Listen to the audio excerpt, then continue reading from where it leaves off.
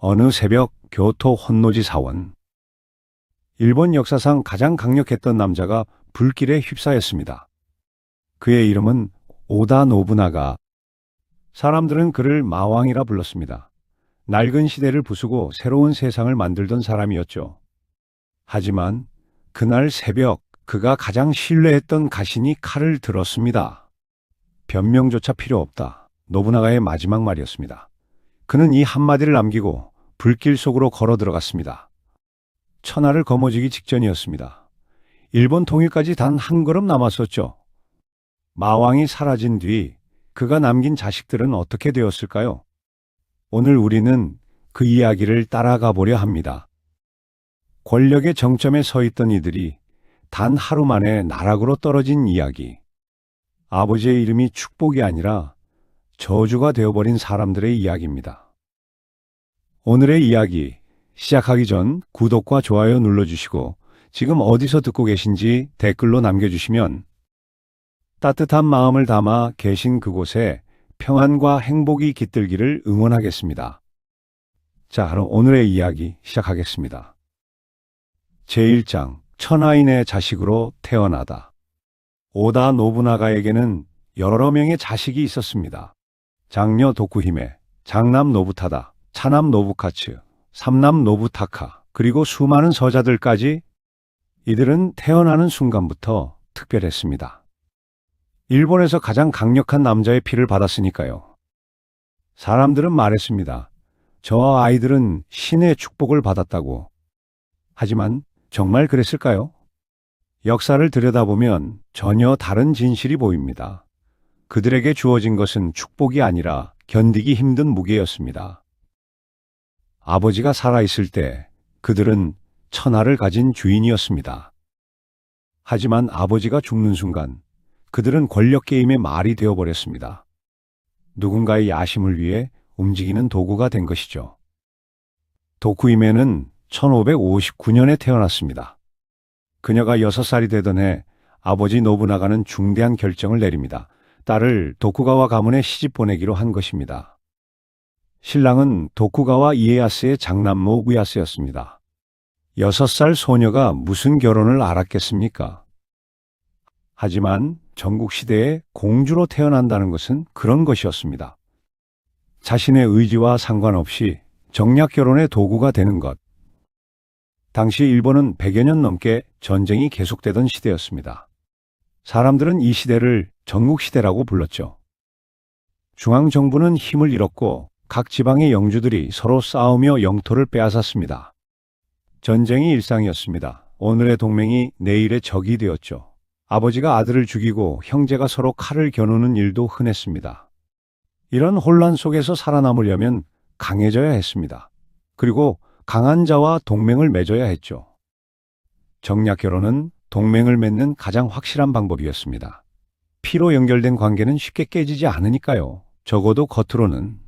노부나가가 도쿠이메를 도쿠가와 가문에 보낸 것도 같은 이유였습니다. 도쿠가와 이에야스는 동쪽 지역의 강력한 영주였습니다.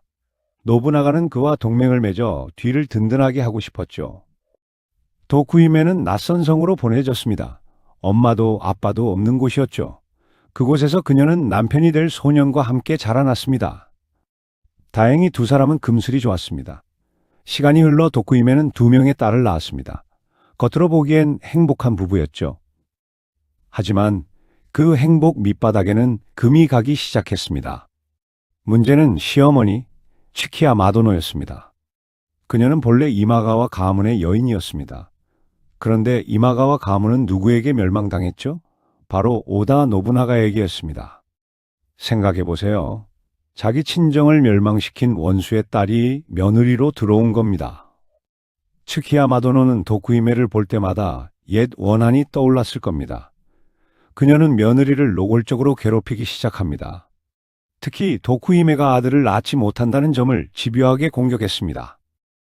2딸만 낳고 아들이 없으니 대가 끊긴다는 것이었죠. 전국시대 여성들에게 아들을 낳는 것은 생존의 문제였습니다.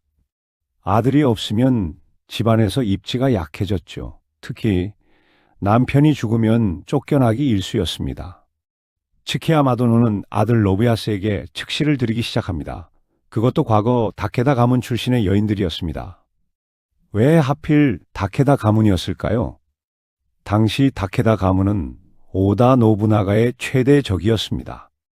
다케다 신겐이라는 걸출한 영주가 이끄는 강력한 가문이었죠. 노부나가가 가장 경계하고 미워하는 상대였습니다. 도쿠힘의 입장에서 이것은 단순한 질투 문제가 아니었습니다. 친정의 적편에 선 여자들이 남편의 곁을 차지한다는 것. 이것은 자신의 목숨이 위태로워짐을 의미했습니다. 젊은 도쿠히메는 두려웠을 겁니다. 시댁에서 완전히 고립되어 가는 느낌이었을 테니까요. 제2장 차가운 시집살이. 도쿠히메의 하루는 이렇게 시작되었습니다. 새벽같이 일어나 시어머니께 문안 인사를 드려야 했습니다. 치키야 마도노는 며느리를 보면 차가운 눈빛을 보냈죠. 인사를 받는 둥 마는 둥 했습니다. 아침 식사 준비는 칙실들이 했습니다. 도쿠히메는 슬쩍 밀려나 있었죠. 본래 이것은 정실 부인의 역할인데 말입니다. 남편 노부야스는 점점 더 칙실들의 처소로 드나들었습니다. 시어머니가 권했기 때문이죠. 도쿠히메와는 대화도 줄어들었습니다. 어느 날 저녁이었습니다. 도쿠히메는 남편에게 말을 건넸습니다. 시어머니가 다케다 편 여인들을 너무 가까이 두는 것 같다고, 친정 아버지가 알면 오해하실 수 있다고. 노부야스는 화를 냈습니다. 어머니를 모함하지 마라. 네가 아들을 못 낳으니 어머니가 걱정하시는 것뿐이다. 도쿠히메는 눈물을 삼켰습니다. 말해봤자 소용없다는 걸 깨달았죠. 시어머니는 더 노골적으로 나왔습니다. 측실 중 한 명이 임신을 했다고 하자 크게 기뻐하며 잔치를 열었습니다. 도쿠히메에게는 알리지도 않고요. 도쿠히메는 자신의 처소에서 혼자 울었습니다. 두 딸이 어머니를 위로했지만 소용없었죠. 나는 왜 아들을 낳지 못할까? 이것이 내 운명인가? 하지만 더 견디기 힘든 것은 따로 있었습니다. 측실들이 몰래 다케다 가문과 연락을 주고받는다는 소문이었습니다. 시어머니 치키야 마도노도 관련되어 있다는 얘기도 들렸죠. 도쿠히메는 소름이 돋았습니다. 만약 이것이 사실이라면 친정 아버지 노부나가가 어떻게 반응할까요? 분명 가만히 있지 않을 겁니다. 그런데 더 무서운 건 자신도 의심받을 수 있다는 것이었습니다. 같은 집안 식구니까요. 남편의 아내니까요. 도쿠히메는 밤마다 잠을 이루지 못했습니다. 어떻게 해야 할까? 친정에 알려야 하나? 아니면 모른 척 해야 하나? 계속 고민하던 어느 날 결정적인 사건이 일어났습니다. 남편 노부야스가 신하 한 명을 죽인 것입니다. 사소한 실수를 했다는 이유로요. 도쿠히메가 보기에 그것은 죽일 만한 잘못이 아니었습니다. 남편의 성격이 점점 거칠어지고 있었습니다. 작은 일에도 화를 내고 폭력적으로 변해했죠. 도쿠히메는 무서웠습니다. 언젠가 그 폭력이 자신에게로 향할까봐. 그리고 마침내 인내심이 한계에 다다랐습니다. 제3장 12개의 칼날. 견디던 도쿠히메의 인내심이 끝났습니다. 그녀는 어느 날 방 안에 홀로 앉아 붓을 들었습니다. 친정아버지 노부나가에게 편지를 쓰기 시작한 것이죠. 이것은 단순한 안부 편지가 아니었습니다. 시댁을 뿌리째 흔들어버릴 고발장이었습니다.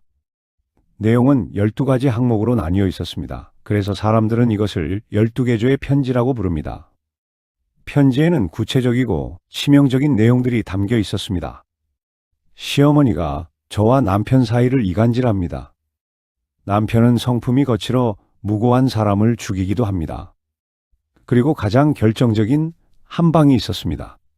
시어머니와 남편이 다케다 가문과 내통하며 모반을 꾀하고 있습니다. 이 문장을 쓰는 순간 도쿠히메는 무엇을 생각했을까요? 아마 그녀는 이것이 얼마나 위험한 말인지 몰랐을 겁니다. 당시 노부나가에게 다케다와의 내통은 곧 사형을 의미하는 가장 예민한 문제였습니다. 그것은 영린이었죠. 노부나가는 다케다 신겐을 평생의 적으로 여겼습니다. 다케다 가문과 여러 번 싸웠고 간신히 이겼죠. 그래서 다케다와 관련된 일에는 극도로 민감했습니다. 도쿠히메는 그저 시어머니를 혼내주고 싶었을 뿐이었을지도 모릅니다. 남편의 관심을 되찾고 싶었을 뿐이었을지도 모르죠. 하지만 그녀가 휘두른 붓은 칼이 되어버렸습니다. 편지를 받은 노부나가는 분노했습니다. 그는 곧장 도쿠가와 가문에 가신 사카이 타다츠구를 불렀습니다. 편지 내용이 사실이냐고 추궁했죠. 여기서 비극이 시작됩니다.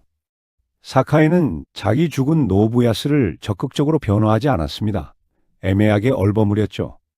노부나가는 이것을 사실로 받아들였습니다. 그리고 노부나가는 사돈 도쿠가와 이에야스에게 차가운 명령을 내립니다. 네 아들과 아내를 죽여라. 이에야스는 절망했을 겁니다. 아들 노부야스는 자신의 후계자였습니다. 뛰어난 무사로 자라나고 있었죠. 아내 츠키야 마도노는 평생을 함께한 동반자였습니다. 하지만 마왕 노부나가의 명령을 거부하면 어떻게 될까요? 도쿠가와 가문 전체가 멸망할 것입니다. 이에야스는 가문을 살리기 위해 가족을 버리는 선택을 해야 했습니다. 비정한 선택이었습니다. 하지만 전국시대에 살아남으려면 때로는 이런 잔혹한 결정을 내려야 했습니다. 먼저 시어머니 츠키야 마도노가 자객에게 살해되었습니다. 그리고 남편 노부야스는 아버지의 명령에 따라 할복했습니다. 21살의 젊은 나이였습니다. 도쿠히메는 자신이 쓴 편지가 이런 결과를 가져올 줄 몰랐을 겁니다. 그녀는 그저 시어머니를 견제하고 싶었을 뿐이었을 테니까요. 남편과의 관계를 회복하고 싶었을 뿐이었을 테니까요. 하지만 그녀의 붓은 날카로운 칼날이 되어 사랑하는 남편의 심장을 찔렀습니다. 남편이 죽던 날 도쿠히메는 성 안에서 통곡했습니다. 하지만 이미 엎질러진 물이었습니다. 되돌릴 수 없었죠. 시댁 사람들은 그녀를 남편을 죽인 살인자로 보기 시작했습니다. 증오 섞인 눈초리를 보냈죠. 두 딸은 졸지에 아버지를 잃은 고아가 되었습니다. 한때 가장 높은 곳에 있던 공주는 이제 세상에서 가장 고독한 여인이 되었습니다. 그녀는 아버지 노부나가의 위세 뒤에 숨어 하루하루를 버텨야 했습니다. 하지만 그 위세마저도 3년 뒤 혼노지의 불길 속에서 영원히 사라지게 됩니다. 제4장 1582년 6월 2일 그날의 진실 1582년 6월 1일 저녁 오다 노부나가는 교토의 혼노지 사원에 머물고 있었습니다. 천하통일을 눈앞에 둔 시점이었죠. 그런데 이상한 점이 있었습니다. 노부나가 곁에는 소수의 호위만 있었습니다. 불과 100여 명 정도였죠. 왜 그랬을까요? 노부나가는 자신만만했습니다. 이미 대부분의 적을 굴복시켰으니까요. 교토는 안전한 곳이라고 생각했죠. 게다가 며칠 뒤 서쪽 지방으로 출정할 예정이었습니다. 본대 병력은 이미 먼저 출발한 상태였습니다. 노부나가는 가볍게 여행하듯 교토에 들렀습니다. 다도를 즐기고 문화인들과 교류하려고요. 그날 밤 노부나가는 편안하게 잠들었습니다. 하지만 같은 시각 20km 떨어진 곳에서는 무시무시한 일이 벌어지고 있었습니다. 아키치 미츠히데가 군대를 이끌고 교토로 향하고 있었던 것입니다. 미츠히데는 노부나가의 가장 신뢰받는 가신 중 한 명이었습니다. 지략이 뛰어나고 충성스러웠죠. 노부나가는 그에게 중요한 임무를 자주 맡겼습니다. 그럼 미츠히데가 왜 배신했을까요? 여러 가지 설이 있습니다. 어떤 이는 노부나가가 미츠히데를 공개적으로 모욕했기 때문이라고 합니다. 노부나가는 성격이 급하고 거칠었습니다. 부하들 앞에서 미츠히데를 때린 적도 있었다고 하죠.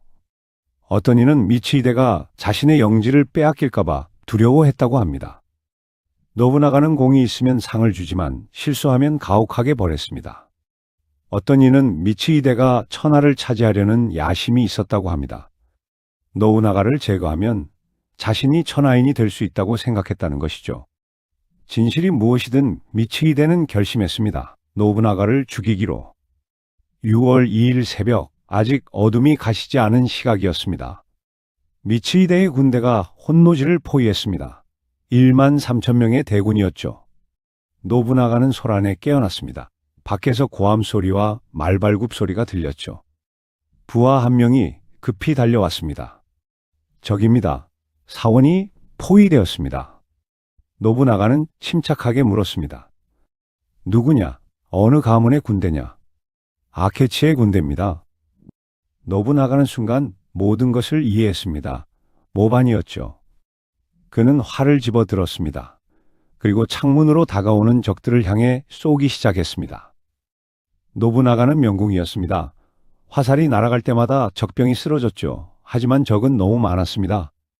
100여 명의 호위병들이 필사적으로 싸웠습니다. 하지만 1만 3천을 당해낼 수 없었죠.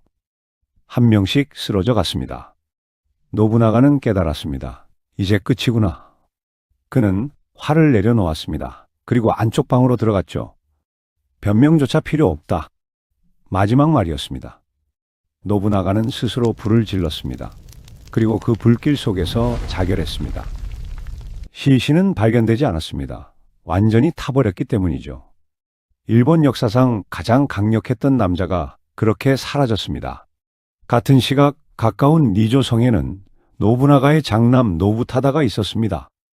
노부타다는 아버지와 함께 교토에 왔었습니다. 하지만 다른 성에 머물고 있었죠.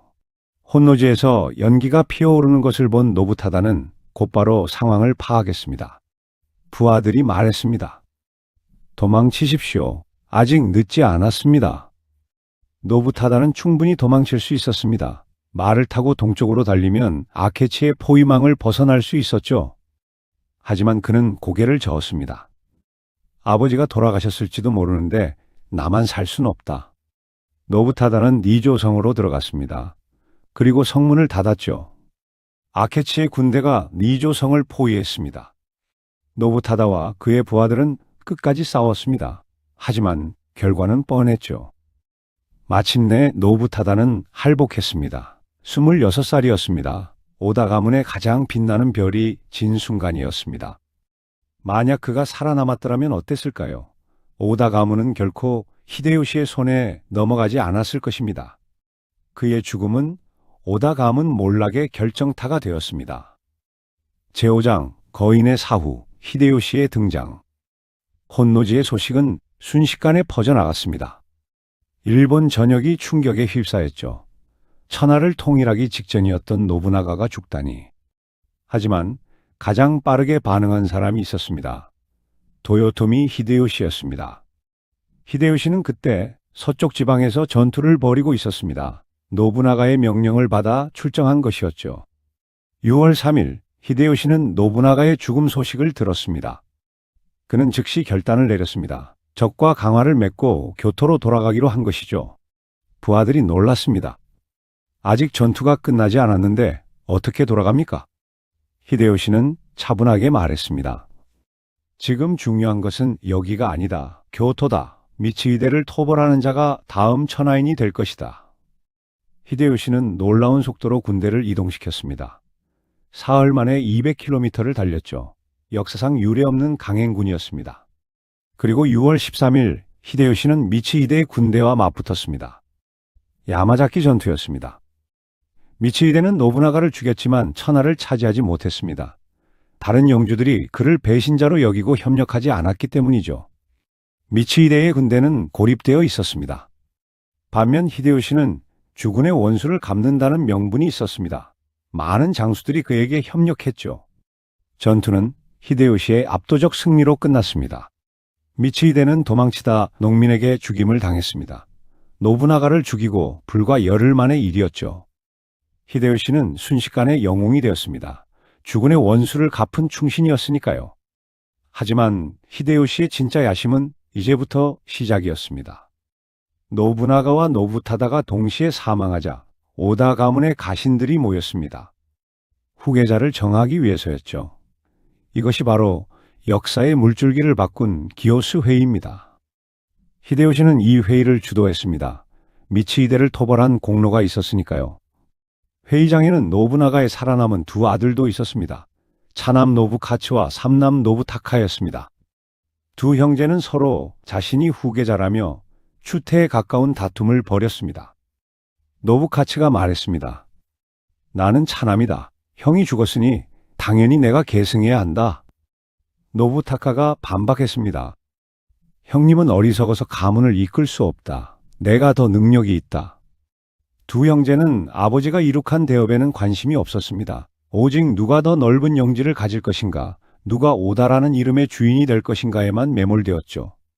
히데요시는 그들의 한심한 다툼을 지켜보며 속으로 웃었을 겁니다. 이렇게 쉬울 줄이야.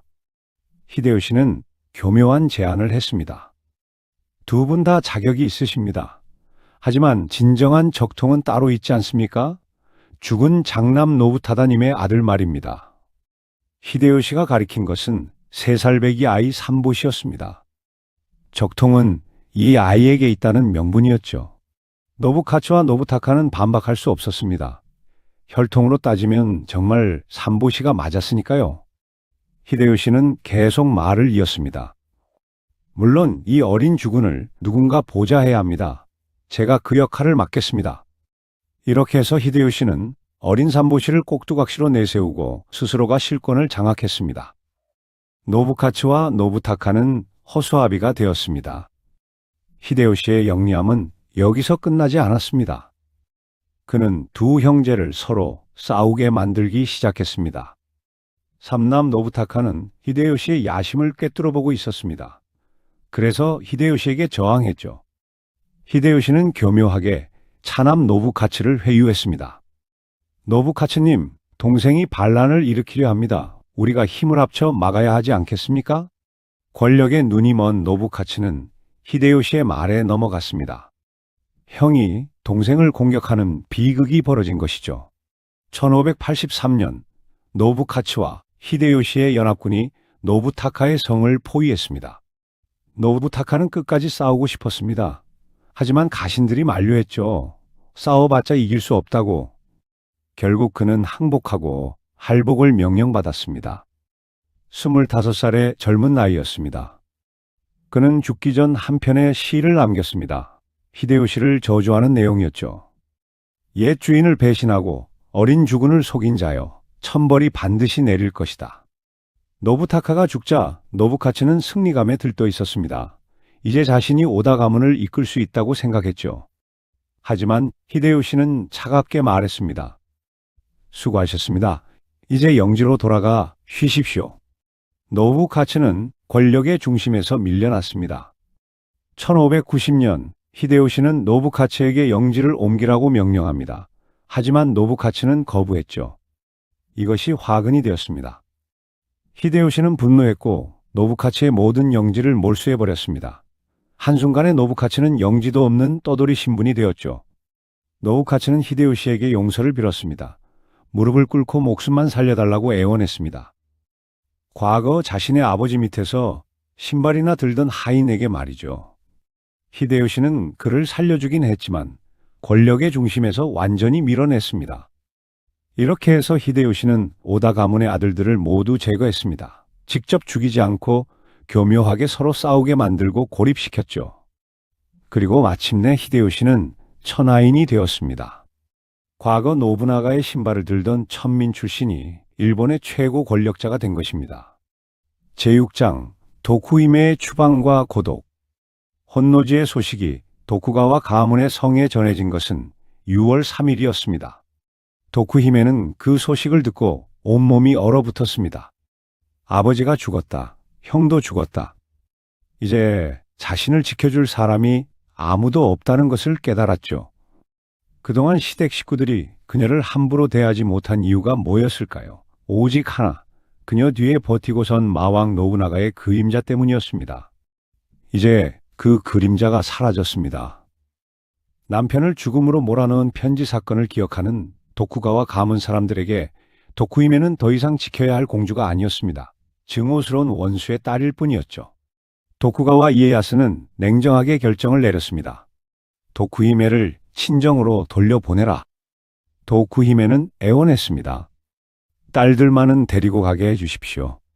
하지만 이에야스는 고개를 저었습니다.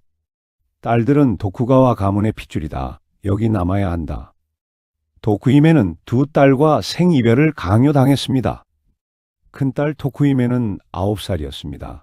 작은 딸 쿠마히메는 7살이었죠. 어린 딸들은 어머니를 붙잡고 울었습니다.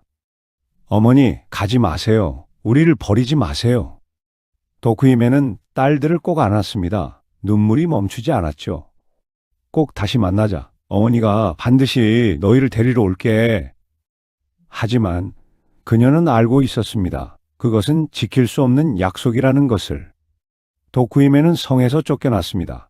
천하인의 딸로서 누렸던 모든 권위가 안개처럼 흩어졌습니다.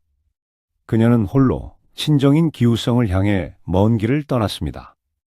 하지만 친정도 더 이상 예전 같지 않았습니다. 노부나가가 죽자 오다 가문의 영지는 혼란에 빠졌습니다. 가신들은 서로 권력을 차지하려 다투었죠. 차남 노부카츠와 삼남 노부타카도 서로 싸우기 시작했습니다. 도쿠이메가 돌아왔을 때 그녀를 반갑게 맞는 사람은 없었습니다. 오빠들은 권력 싸움에 정신이 없었고 가신들은 도쿠이메를 귀찮은 존재로 여겼습니다. 도쿠이메는 기우성의 작은 방에 홀로 머물렀습니다. 밤이면 딸들 생각에 울었습니다. 남편 생각에도 울었죠. 내가 그 편지만 쓰지 않았어도. 후회가 밀려왔습니다. 하지만 이미 늦었습니다. 그런 도쿠이메에게 히데요시가 손을 내밀었습니다. 히데요시는 노부나가의 딸인 도쿠이메를 자신의 권위를 정당화할 상징물로 활용하기 시작했습니다. 그는 도쿠이메에게 교토에 화려한 저택을 내어주었습니다. 경제적으로도 지원했죠. 겉으로는 보호처럼 보였습니다. 히데요시가 말했습니다. 노부나가님의 따님을 제가 모시겠습니다. 이것이 신하의 도리입니다. 하지만 그것은 보호가 아니라 감시였습니다. 도쿠이메는 이제 오다 가문의 공주가 아니었습니다. 도요토미 정권이 오다 가문을 보살피고 있다는 것을 보여주기 위한 전시품이 된 것이죠. 그녀는 화려한 저택에서 살았지만 자유롭지 못했습니다. 어디를 가든 히데요시의 사람들이 따라다녔습니다. 누구를 만나든 보고가 올라갔죠. 도쿠이메는 깨달았습니다. 자신은 아름다운 세장 속의 새라는 것을. 제7장 전국시대 여성들의 삶. 도쿠이메의 비극을 이해하려면 당시 시대상을 알아야 합니다. 전국시대는 100여 년 넘게 전쟁이 계속되던 시대였습니다. 중앙정부가 힘을 잃자 각 지방의 영주들이 독립했습니다. 그리고 서로 영토를 놓고 싸웠죠.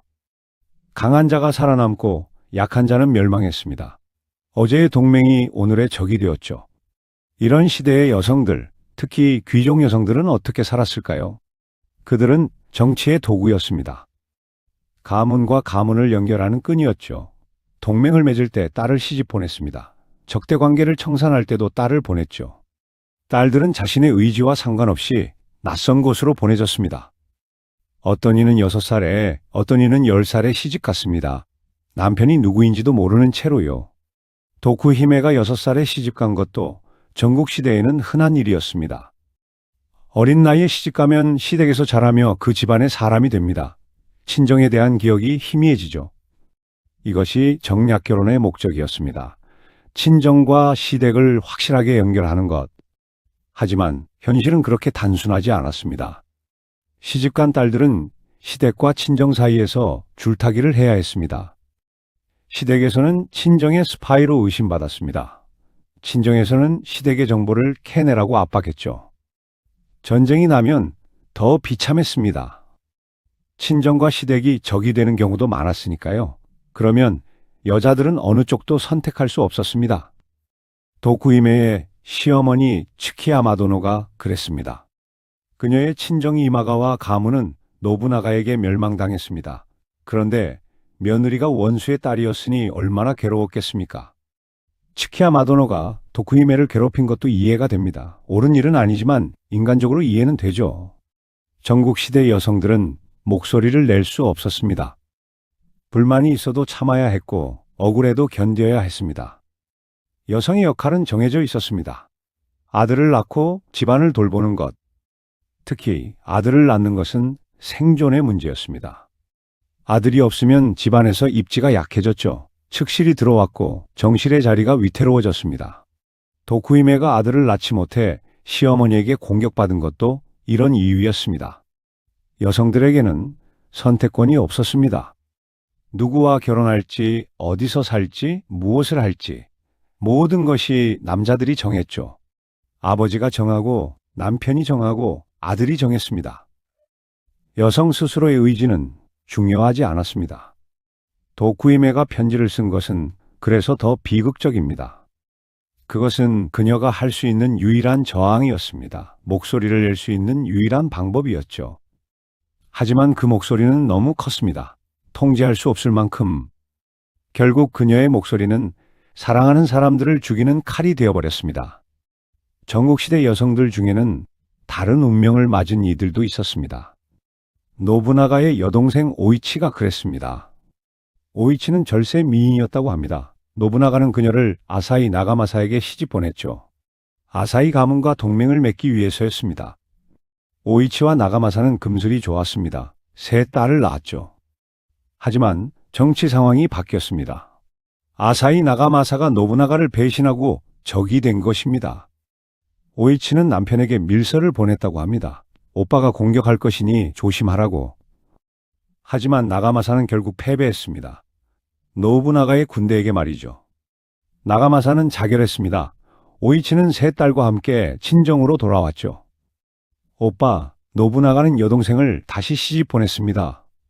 이번에는 노부나가의 가신 시바타 카츠이에게였습니다. 오이치는 재혼했고 또다시 시댁살이를 시작했습니다. 하지만 노부나가가 혼노지에서 죽자 상황이 또 바뀌었습니다.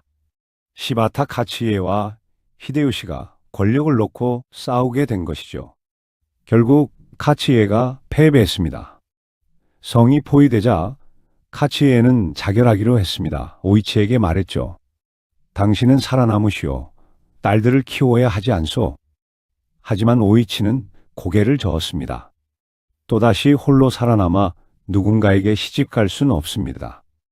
오이치는 남편과 함께 죽기로 했습니다. 그녀는 세 딸을 성 밖으로 내보낸 뒤 남편과 함께 불 속으로 뛰어들었습니다.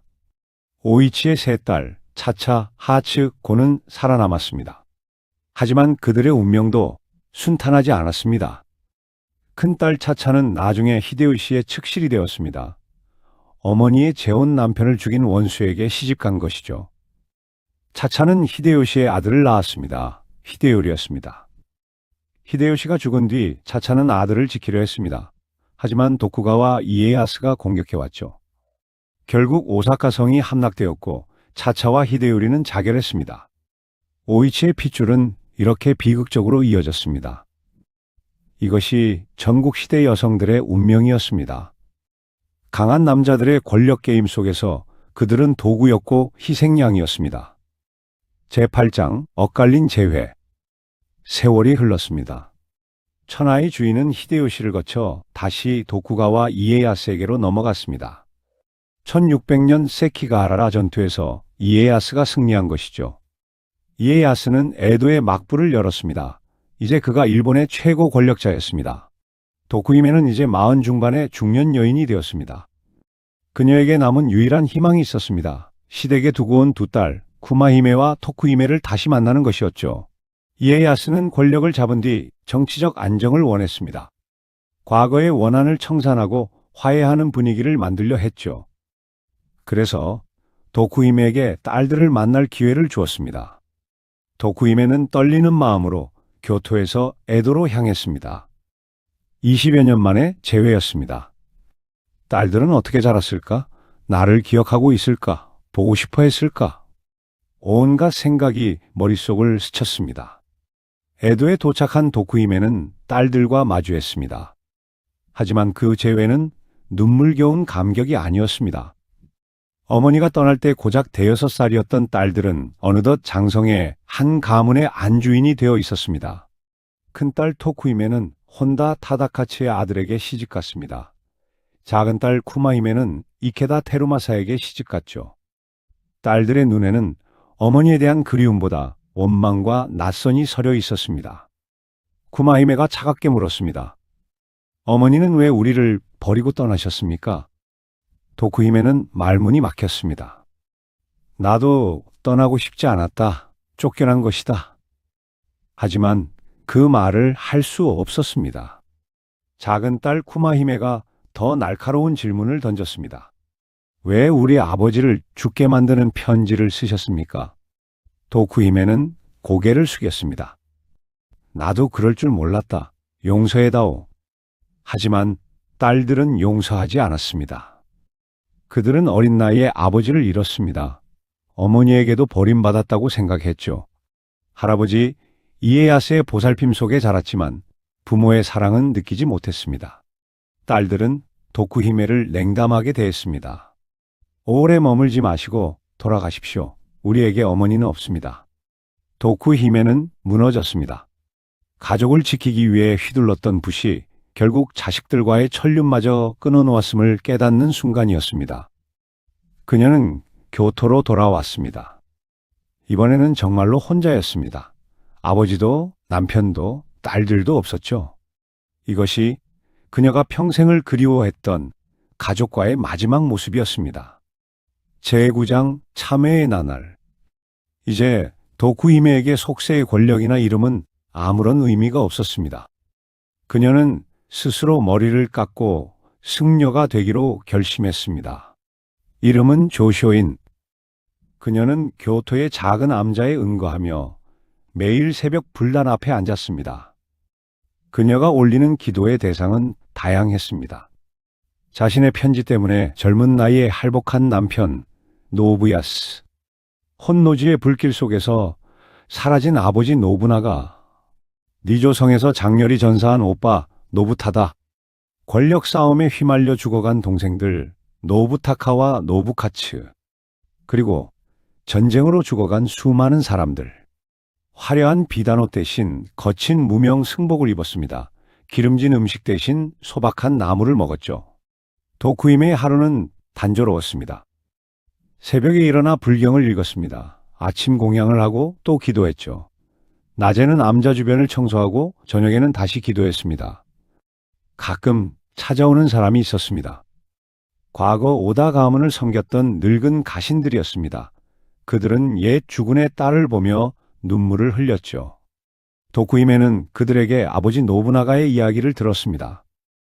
아버지는 어떤 사람이었는지, 어떻게 천하를 호령했는지. 그러면서 깨달았습니다. 자신은 아버지를 제대로 알지 못했다는 것을. 어렸을 때 시집갔고 아버지와 함께한 시간이 많지 않았습니다. 아버지는 항상 전쟁터에 있었죠. 도쿠히메가 기억하는 아버지는 무서운 사람이었습니다. 엄격하고 차가웠죠. 하지만 가신들의 이야기를 들으니 다른 면도 있었습니다. 노부나가는 능력 있는 사람을 아꼈습니다. 신분을 따지지 않고 재능을 보았죠. 새로운 것을 두려워하지 않았습니다. 서양 문물을 받아들이고 조총을 대량으로 사용했습니다. 경제를 발전시키려 했습니다. 관세를 없애고 자유로운 상업을 장려했죠. 물론 잔혹한 면도 있었습니다. 적에게는 무자비했죠. 하지만 그것은 전국시대를 끝내고 평화를 가져오기 위함이었습니다. 도쿠히메는 생각했습니다. 아버지는 새로운 세상을 꿈꿨구나. 전쟁 없는 세상을. 그런 아버지의 꿈은 이루어졌을까요? 이에야스가 천하를 통일했고 전쟁은 끝났습니다. 평화가 찾아왔죠. 하지만 그 평화를 이룬 것은 오다 가문이 아니라 도쿠가와 가문이었습니다. 도쿠히메는 복잡한 심정이었습니다. 자신의 시아버지가 아버지의 꿈을 이룬 것이니까요. 그녀는 30년이 넘는 세월을 참회 속에 보냈습니다.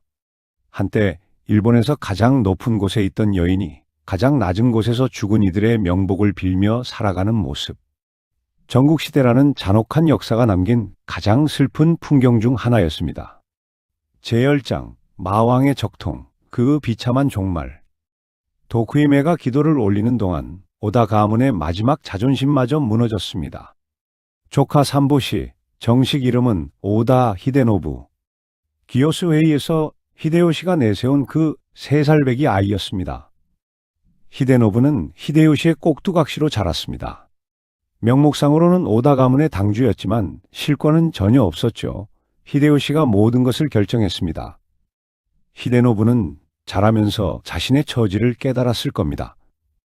할아버지 노부나가는 천하를 호령했지만 자신은 아무것도 아니라는 것을.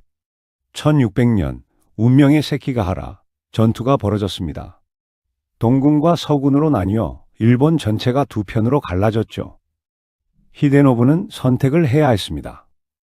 도쿠가와 이에야스의 동군에 붙을 것인가, 아니면 히데요시의 아들 편인 서군에 붙을 것인가. 히데노부는 서군을 선택했습니다. 어릴 때부터 자신을 키워준 히데요시 가문에 대한 의리 때문이었을까요? 아니면 이에야스에 대한 반감 때문이었을까요? 이유가 무엇이든 그것은 잘못된 선택이었습니다. 세키가하라, 전투는 이에야스의 동군이 압도적으로 승리했습니다.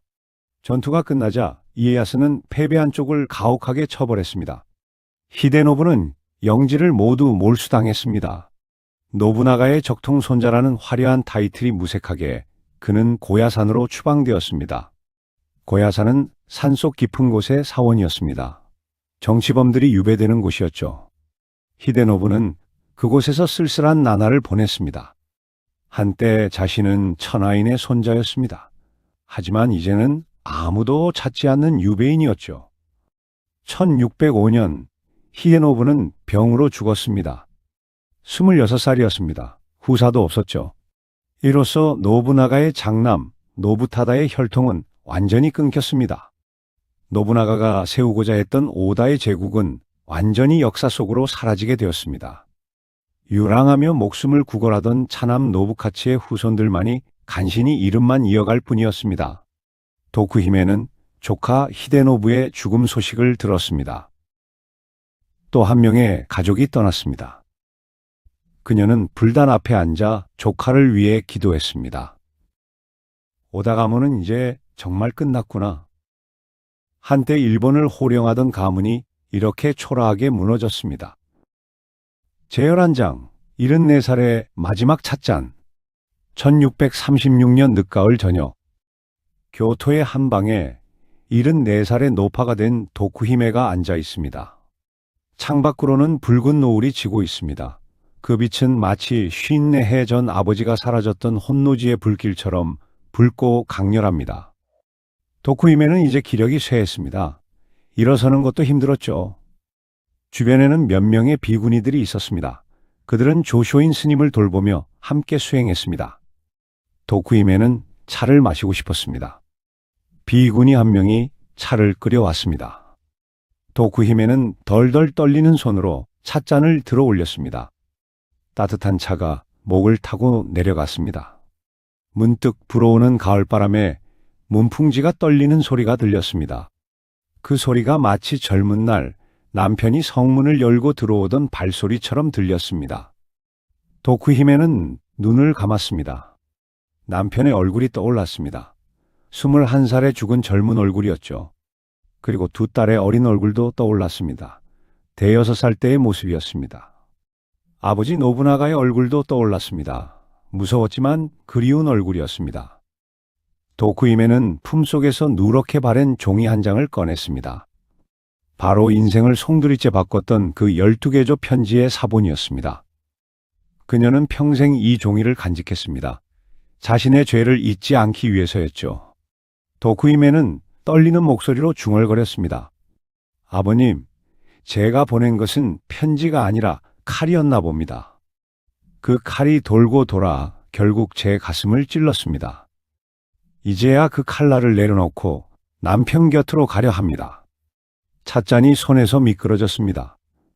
바닥에 떨어졌지만 깨지지는 않았습니다. 도쿠히메는 조용히 눈을 감았습니다. 비구니들이 다가와 스님을 불렀지만 대답이 없었습니다. 마왕의 딸 도쿠히메의 삶이 그렇게 끝났습니다. 노부나가가 죽은 혼노지 사원은 오늘날 교토에 남아 있습니다. 물론 당시 건물은 불타 없어졌고 지금 것은 나중에 다시 지은 것입니다. 하지만 그곳에 서면 400여 년 전 그날 새벽의 비극이 떠오릅니다. 불길 속에서 사라진 마왕, 아버지를 잃고 혼란에 빠진 자식들, 권력을 차지하려는 야심가들. 역사는 돌고 돕니다. 노부나가의 제국은 무너졌지만 그가 시작한 변화는 계속되었습니다. 히데요시가 이어받았고 이에야스가 완성했습니다. 일본은 전국시대를 끝내고 평화의 시대로 접어들었습니다. 일본 최강의 군단으로 군림하며 천하포물을 외쳤던 오다 가문의 영광. 하지만 그 찬란했던 정점 뒤에는 혼노지의 불길과 함께 찾아온 처참한 몰락이 기다리고 있었습니다. 마왕이라 불린 아버지의 거대한 그늘 아래서 남겨진 자식들은 권력의 가장 뜨거운 정점과 가장 차가운 나락을 온몸으로 견뎌내며 역사의 소용돌이 속으로 흩어져 갔습니다. 그 중에서도 오다 노부나가의 딸이자 마왕의 아이로 살아야 했던 도쿠히메의 삶은 우리에게 더욱 깊은 비애를 남깁니다. 한때는 세상을 다 가질 듯한 공주였으나 결국 남편과 가문을 잃고 74년이라는 긴 세월을 참회와 고독 속에서 보낸 그녀. 화려한 비단옷을 벗어던지고 소박한 비구니의 삶을 선택했던 그녀의 마지막 뒷모습은 오늘날 화려한 성공만을 쫓는 우리에게 묵직한 질문을 던집니다. 진정으로 소중했던 것은 손에 잡히지 않는 허망한 권력이 아니라 어쩌면 곁에 있었던 남편의 온기와 딸들의 웃음소리 같은 평범한 일상이 아니었을까요? 역사는 단순히 승자의 기록이 아니라 이처럼 소중한 것을 잃어버린 자들의 뼈아픈 후회가 모여 만들어진 지혜의 보고입니다. 도쿠히메가 긴 세월 비석 아래 묻어둔 그 뜨거운 눈물과 마지막 참회가 400년의 시간을 넘어 오늘을 사는 여러분의 가슴에도 깊은 울림으로 닿기를 바랍니다. 그녀가 남긴 비극의 역사를 통해 여러분은 부디 소중한 것을 잃기 전에 먼저 알아보는 지혜를 얻으시길 소망합니다. 지금 여러분 곁에 있는 가장 소중한 사람은 누구인가요? 오다 가문에 남겨진 이야기, 오늘 여기서 마칩니다.